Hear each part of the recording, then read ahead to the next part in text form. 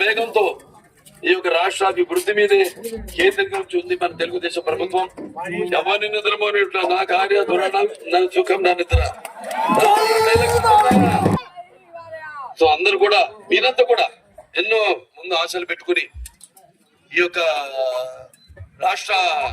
రాష్ట్రాన్ని ఎలా ఆయన ఊహించుకుంటారు. మీ అందరు కూడా అందరి తలలో కూడా ఎక్కిందనుకుంటా. దుష్ప్రచారం చేసే వాళ్ళ తల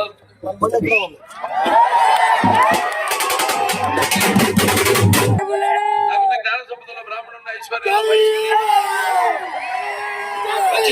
మంచి చేతులు తిరిగే మాదిగని కష్టాన్ని నమ్ముకున్న కొమ్మరిని కంసాలని రచ్చుకుంటే నాయ బ్రాహ్మణుని కలుగిత గాలించుకుంది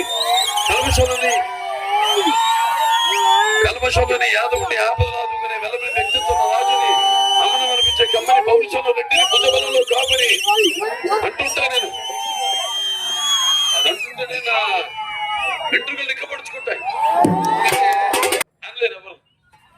ఇక్కడి నుంచి వస్తుంది రాబీలోంచి ఇక్కడి నుంచి కూడా అనలేని వాడు ఉన్నారు. ఇది డైలాగ్ గా చెప్పట్లా. ఇది రామగారు కొడుకునైనంత మాత్రం సినిమాల్లో కానీ రాజకీయాల్లో కానీ రాణించాలని లేదు. సో అందరి ప్రజలు అంటుంటే నాన్నగారు ఏదైతే అన్నారో ఆయన ప్రజలే దేవుడు సమాజమే దేవాలయం అందులో నేను ఖర్చుకుంటాను అదే ధ్యాసతో నేను ముందుకెళ్తుంటా. కాబట్టి నేను ఇవాళ స్థాయి అని చెప్పను. ఆయన విగ్రహావిష్కరణలో స్థాయిల గురించి ఎవడు మాట్లాడటానికి తమ్మలేదు.